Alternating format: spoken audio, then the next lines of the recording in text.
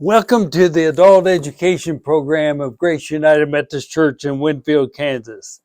For the past 9 weeks, we have considered the characteristics of the church when it gets it right.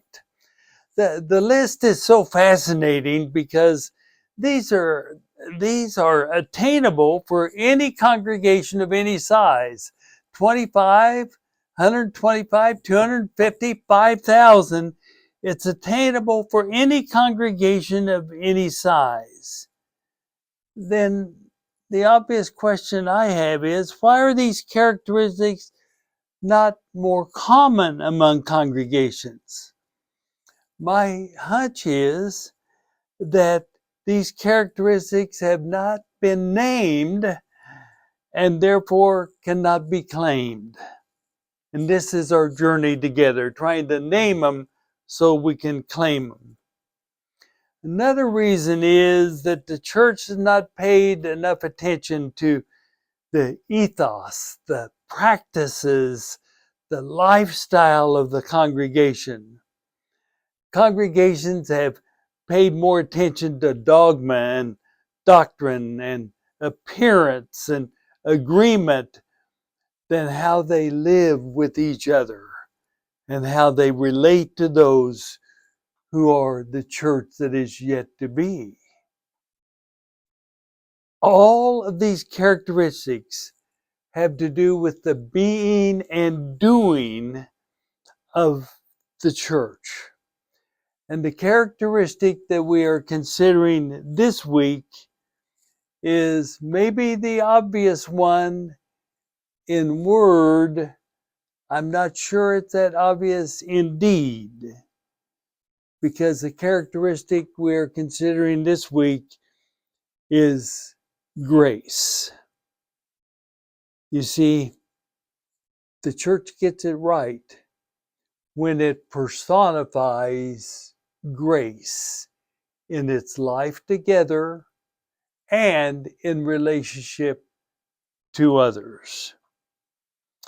My journey with grace is that in most congregations, it is common terminology, but not necessarily common in our practice, our life together. 50 years ago, I was a part of a team whose task was to identify the mission of the United Methodist Church. I was the only local pastor asked to be a part of this group, made up of some of the best theologians in our denomination. They were brilliant, and they concluded together that the mission of the United Methodist Church could best be described as, quote, grace upon grace, period. A short title, and it ended up to be a short paper. From the perspective of a pastor of a local congregation, I applauded the simplicity and pondered, what does this look like in the life of the church? About this same time, I was in a city for a meeting where a church was located that I had heard about, and I was free on Sunday morning, so I grabbed a taxi and went to that church building. I walked into the parking lot, total stranger, knowing no one. To my surprise, I was greeted in the parking lot by a couple with name tags welcoming me. I shared I was a first-time visitor. They did not ask me anything else except for my name and prepared a name tag for me right on the spot in the parking lot.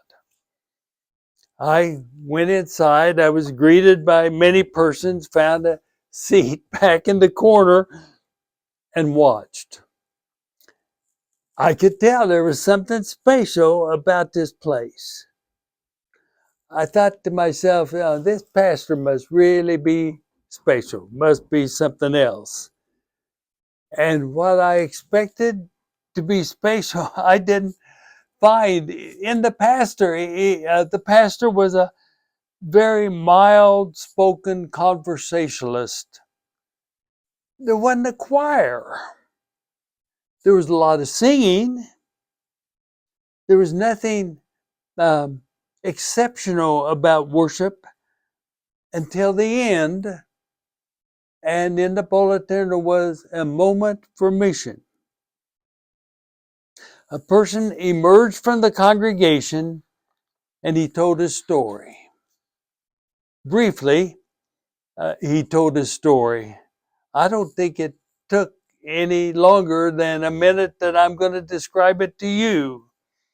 He was playing 10-point pitch during the noon hour one Monday at work, and a fellow worker shared that on the day before, his family had had a fantastic experience because the pastor of the church they attended challenged every family and individual to be part of a conversation for some time in the rest of that day with each other about a very controversial issue. His friend shared how significant that was, how enlightening it was for their fifth grader, a high school junior, and mom and dad to discuss the issue. His friend said, "Our family will never be the same again. We are closer than we've ever been and are committed to continue this practice with time together, with each person choosing the subject for the next week in rotation." The speaker said, 2 or 3 months later, I asked my friend about his church. He was surprised to find out that I and my family was unchurched and said he'd pick us up if we wanted to come. And I said, okay. And for the past year, we have been a part of you. He sat down. Nothing more said. The congregation received the blessing. And I said to myself, grace upon grace. This is what it looks like. I returned to my place in Kansas, committed to making it a place of grace. Now, Paul, a long time ago, in his letter to the church in Galatia, tried to get at this issue of describing what it looks like when the church gets it right and is a place of grace. He said, the fruit of the Spirit is love, joy, peace, patience, kindness, goodness, faithfulness, gentleness, and self-control. That's what I experienced as a visitor in that congregation. That is grace upon grace. And the church gets it right when it has the characteristic of practicing grace. The heart of our life together and the heart of relating to those who are not yet a part of the church has to do with grace. You see, grace depends on the divine revelation of agape love revealed in Jesus, described in Paul's letter to the church in Galatia, or possibly it's a letter written for the church in Whitfield called Grace. Indeed, depending on the revelation of agape love in the life of Jesus, telling the story and living the story. I heard recently the story of a 16-year-old who addressed a congregation who were not acting towards each other with the fruits of the Spirit, as Paul described it. They were not exemplifying agape love with each other. And that youth stood and called the congregation to accountability with the voice of a youth, speaking almost as a child to adults, saying, we're not the church when we behave this way with each other. Indeed, grace upon grace in every human situation, in the place of worship, or in a game of 10-point pitch, or in a living room conversation, knowing that one place is not more sacred than the other. For grace upon grace simply knows no boundaries.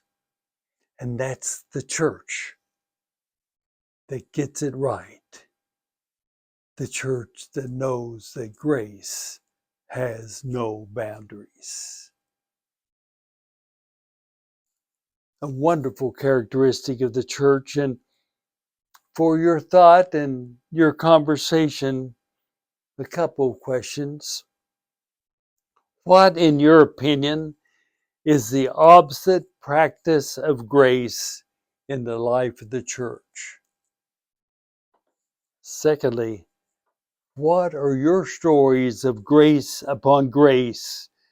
Grace being both the cake and the icing of following Jesus. You can have your cake and eat it too with grace. Thank you for listening. Enjoy your journey.